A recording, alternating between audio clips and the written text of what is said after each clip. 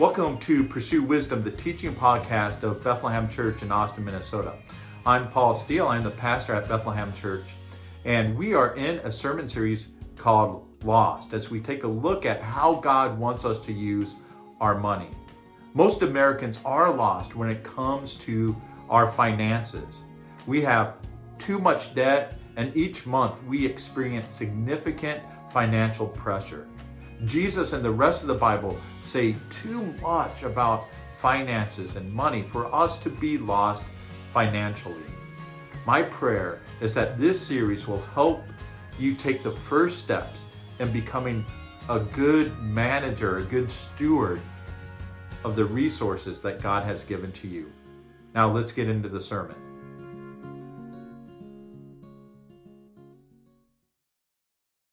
We are in this sermon series, Lost, and so today we are looking at 1 Timothy chapter 6, verses 6 through 10. 1 Timothy chapter 6, verses 6 through 10. So when you are lost in the wilderness, the best thing to do is not to panic. Because usually when people panic, they start to make bad decisions. So what you're supposed to do, which is easier said than done, and like it's easy to sit up here and say, hey, don't panic when you're in that situation, like that's all you can do. But what you need to do is to let that feeling of panic pass. And one of the ways that you can do that is to practice STOP. STOP is this acronym that they came up with so that you can remember what are you supposed to do when you get lost and you're in the wilderness. So S just stands for stop. Stop walking. Because you're not going to get lost by going faster in the wrong direction, right? You're going to make yourself even more lost. And so the very first thing is just to stop. Sit down, kind of get yourself calm. The T stands for think. So as you stop, as you kind of calm down, just think about things like, ask yourself questions like, what direction was I going in? Think about, have I seen any landmarks? What's kind of stood out to me as I've walked along here? Ask yourself, well, how long have I been walking? Like those are some basic questions, because in the wilderness with a pack on and everything, you're only going to be walking about 2 miles per hour. So if well, how far have I gone? If you've only been going for an hour or so, you can kind of know, judge how far you've come since then. Then the O stands for, so just calm down, think clearly. The O stands for observe. Look around. Look around at your surroundings. What's there near you? Do you have a map? Can you look at your map and kind of see where you might be? Maybe you have had your phone or your camera, you've been taking pictures. Can you go back through those pictures and see anything that looks familiar? Could you maybe backtrack from where you are? But also, maybe you need to pay attention to the weather, because moving on from that spot, if a storm's coming in, it's not the best thing. Maybe what you really need to do right then is to find shelter, build a shelter. So observe what's going on. The last one is P, plan. You need to plan. So don't move until you have a plan. In fact, really, once you get lost, one of the best things to do in the wilderness is just to stay put, especially if you've told someone, which you're supposed to do, where you are or what trail you were going, what time you were leaving, and that you will contact them once you get back. That way, somebody knows where you are, or at least the area you are, and that you're late, that people need to start looking for you. And so just to stay there, to have a plan, like what am I going to do moving forward? When we are lost, we're going to panic. It's natural. You can't overcome that feeling of panic that comes at you. The trick is letting the panic pass rather than letting it control you. And so when we're talking about money and finances, let's face it, for many of us, panic is what happens. We get overwhelmed, we get scared. Most Americans are lost financially. So the Mind Over Money survey that's done by Capital One and the Decision Lab came out in December 2022. So this is their newest survey, came out last month.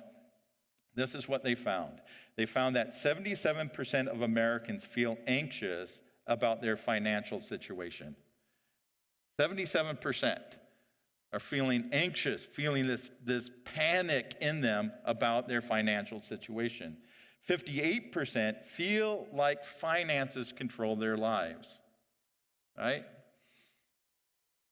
So that's kind of all that they talk about. It's how they spend their time. Like, hey, if I don't pick up this overtime, if I don't do this, finances and their money feel like that's what controls their lives. 52% say they have difficulty controlling their money-related worries. So over half of Americans say they have difficulty controlling those feelings associated with their financial situation. It's consuming their thoughts. It's consuming their attention. It's what their lives are all about.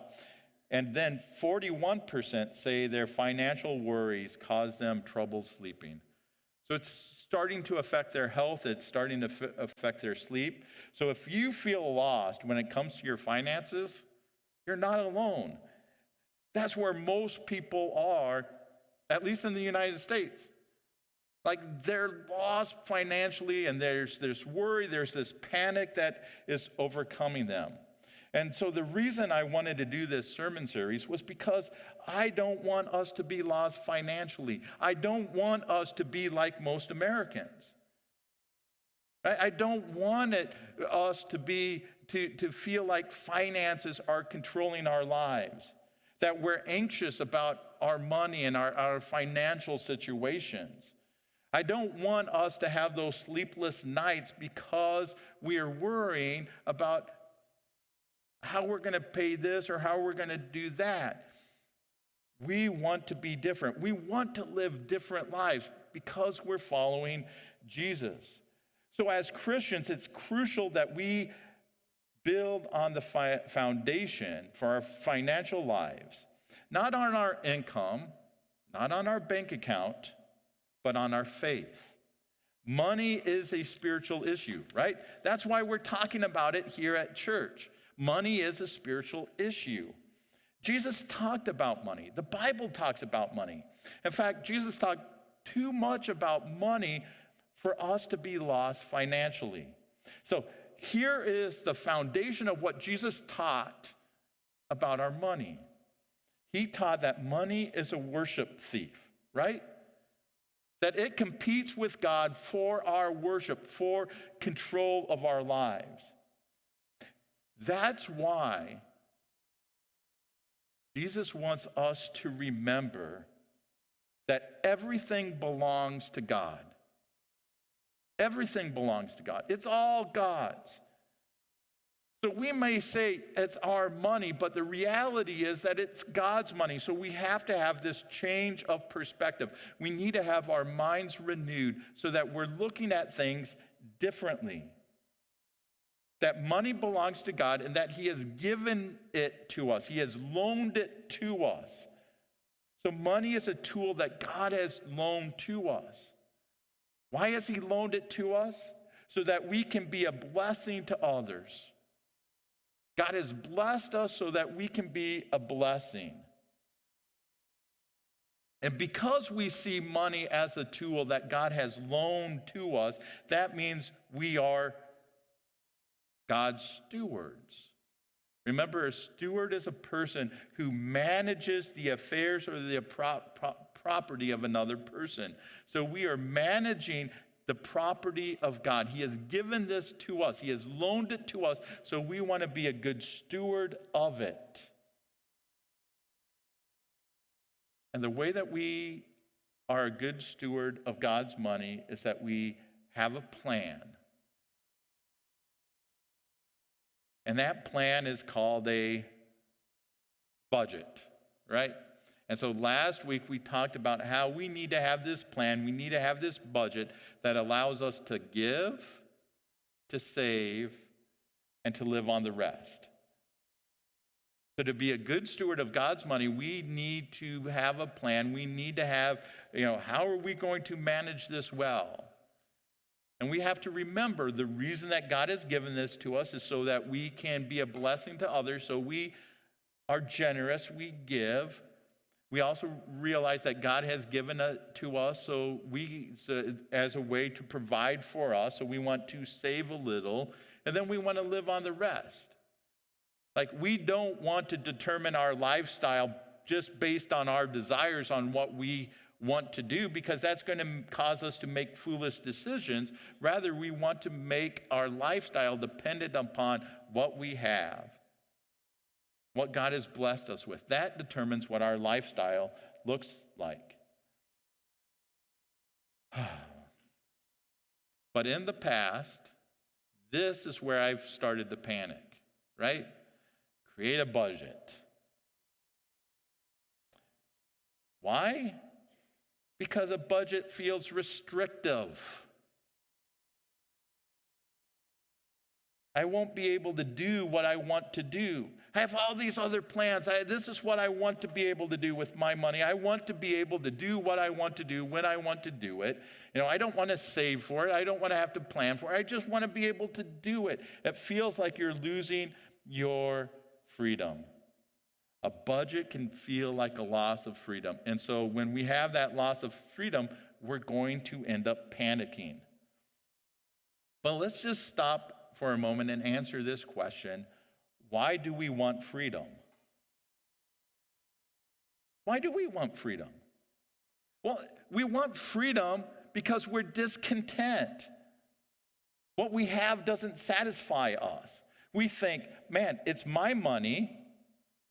Well, we think if my money isn't budgeted, so if it's not put off limits, right, then I can spend it on whatever I want. So when I want a new car, when I want a new phone, when I want this or what, I can just go and spend my money on it, and I don't have to wait. I don't have to save for it. Man, I can have my desires met right away.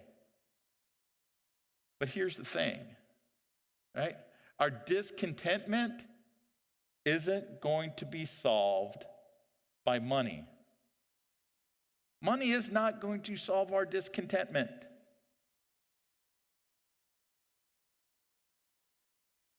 We're going to want more. See, when we base our contentment on the things that we have,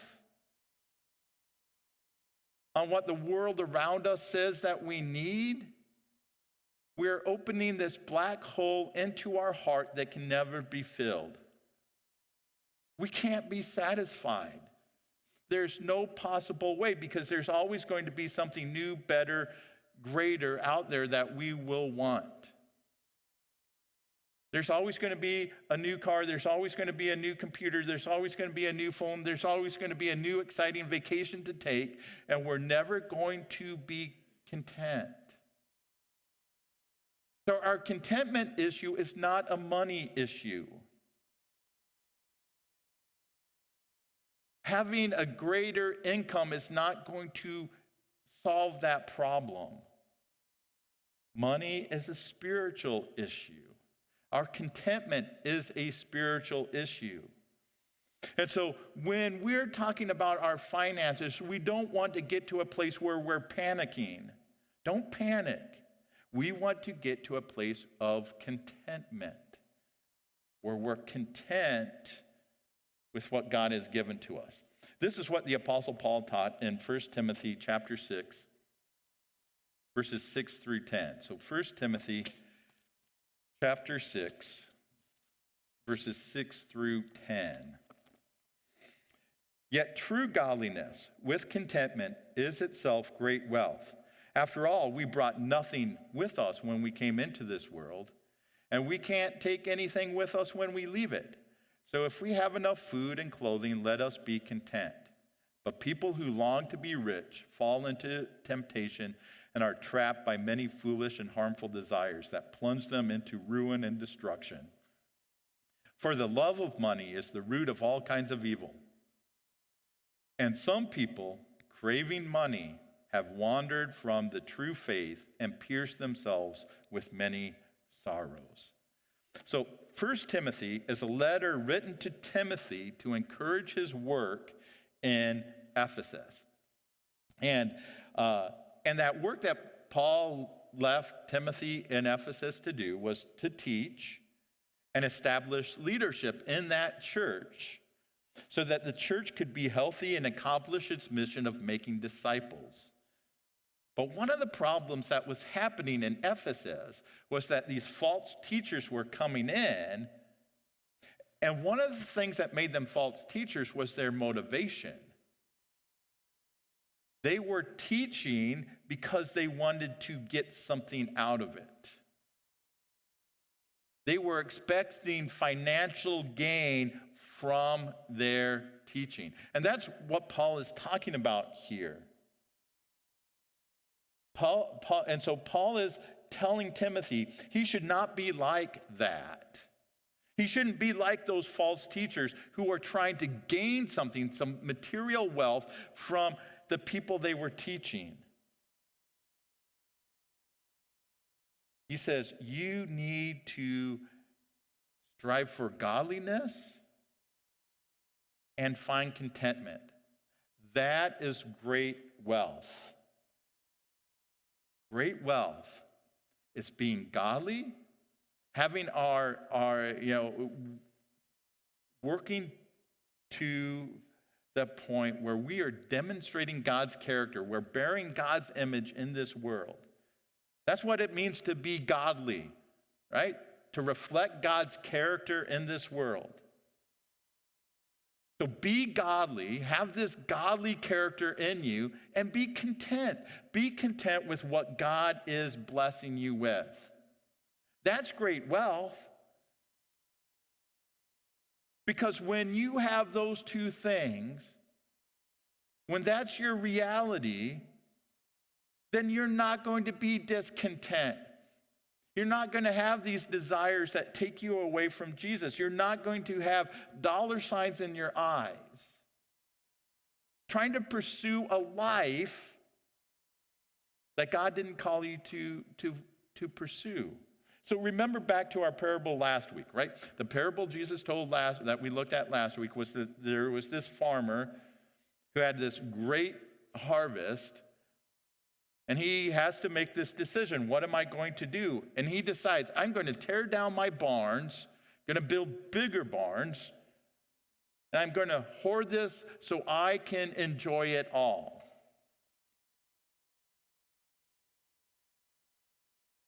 And God says, man, you're a fool, because you're going to die tonight, and then who's going to have it? Right? And Jesus says, a fool is anybody who builds up riches here, but is not rich in their relationship with God. Right? And so to be rich in our relationship with God isn't just mean that we're having our quiet time of prayer and Bible study. No, having a rich relationship with God is having that transformed life where we are demonstrating God's character in this world. We're doing what he has called us to do.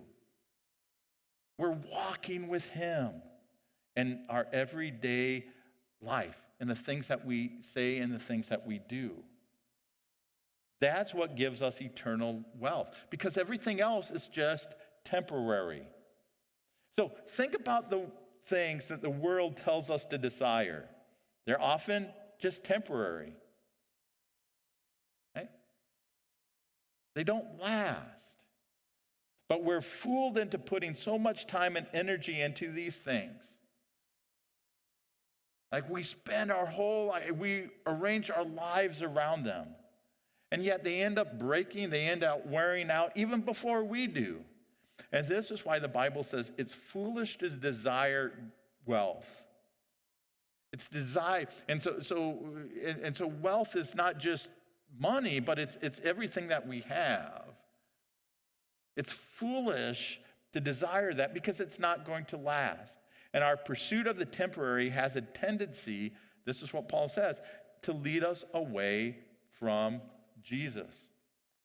So, right, Paul says there, for the love of money is the root of all kinds of evil. And some people, craving money, have wandered from the true faith and pierced themselves with many sorrows. Craving money, desiring the things that are temporary, they have wandered away from the true faith. They have wandered away from Jesus. So think back to the parable that Jesus told about the soils. One of the soils, the weedy soils, Jesus says those are the people who, man, they start off well, but then they get choked by the desires of this world, by the worries and cares of this world. When we desire the things of this world, when we're pursuing great wealth, when we're pursuing material gain, when that is our sole focus in life, it's going to lead us away from Jesus. That's why Paul is offering this warning to Timothy and to us. Be careful what you desire. Be careful of what you love. Because if your true love isn't Jesus, if you're not following out after Jesus, you're going to be led astray. Be careful. Find contentment with God and what he has given to you. So this brings us to the question, how can we be different? How can we be different? How can we not desire wealth and material things? Because it's so easy to do, right? We're all there. We've all had that experience. How can we be different? Well, first we need to listen to Jesus, right?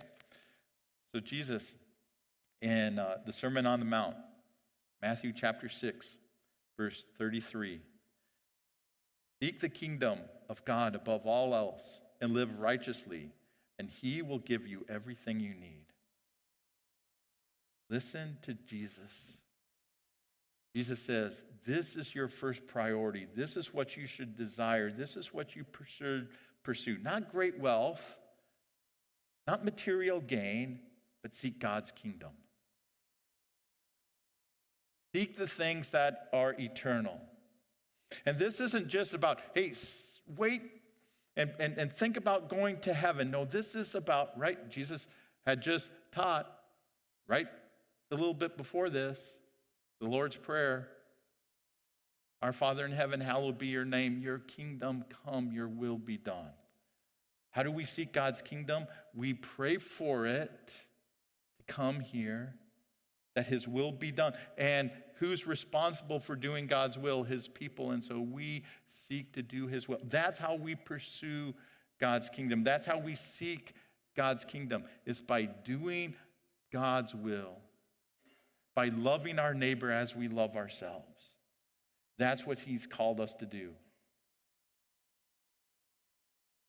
And as we do that, we trust that he will provide for our lives, that he will transform us into the people he created us to be.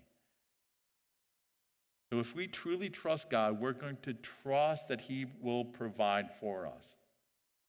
So one of the things that we need to kind of understand about the culture that the New Testament was written into was that they were a patron society, and in that you had most people were dependent. So they were dependent on working for somebody else, a patron. And so there was this practice where every day the people under that patron would line up at the patron's door and say, hey, this is what I need today. Can you give it to me? And that's part of the picture here that Jesus has for us as God's people. We're lining up. So when Jesus says, hey, pray, right? Your kingdom come, your will be done. Give us this day our daily bread. This is that image of going to God daily and asking God what we need. God, this is what I need today. This is what I need. Can you give it to me? Will you give it to me? Will you provide for me? See, James says, remember when we went through James last summer, James says that we don't have, why? Because we don't ask God. I think so often we're missing out on God's blessings because we're simply not even asking for them. We're not lining up and asking God, give us today our daily bread. Give us what we need today. And we're missing out. And so part of trusting God is truly trusting that he will provide for our needs. And we find contentment in that reality. We also need to remember that we are stewards and that money is a tool. So as we seek to bring the kingdom in, or as we seek after the kingdom, we are seeking to bless people. We are generous with what God has given to us. We're hospitable. So generosity doesn't just show up in what we give. Generosity shows up in our hospitality and how we love one another. Our relationship with God and our relationship with others is vital. And on Facebook this week, I posted an article where they did this study on what makes people happy. And you know the number one thing that makes people happy? Our relationships. When we have a great relationship with God, when we have relationships with other people, that's going to improve our outlook on life. That's going to make us content. That's the secret. You want to be content, have a good relationship with God, have a good relationship with other people. This contentment sneaks in when we think we're missing out on something. Rather than focusing on what we don't have, when we're generous, when we're hospitable, when we're working on our relationships, we focus on other people and showing love to them. It's not about us. It's about the other person. So here's our big idea this morning. To be good stewards of God's money, we need to find contentment with Jesus. To be good stewards of God's money, we need to find contentment with Jesus. Because if we don't have that contentment with Jesus, we're going to think money is the answer to our problems. We're going to think money is the most important thing. We're going to think our material wealth is what really matters. And we're going to be discontent with what we don't have. You know, we're not going to have it all, and that's okay. And it's okay. One of the things we have to tell ourselves is it's okay not to have the newest and the best. It's okay to live simply. What matters most in life is not the size of our house, but the relationships that we have. Our relationship with God and our relationships with others. When we have good relationships, contentment's going to follow. So work on your relationships. So here's the challenge we have for this week. Write a letter of thanksgiving to God. Another key to contentment is being grateful. Being grateful for what we do have. Contentment comes from gratitude for what we do have. Discontentment is focusing on what we don't have. Thank God for what he has given to you. And remember, it's all a blessing from God. Our health is a blessing. Our life is a blessing. The clothes on our back is a blessing. The car that we drive is a blessing. The house that we live in is a blessing. It's all a blessing from God. It all belongs to him. He has given it to us. And so we're content and we're grateful for that blessing.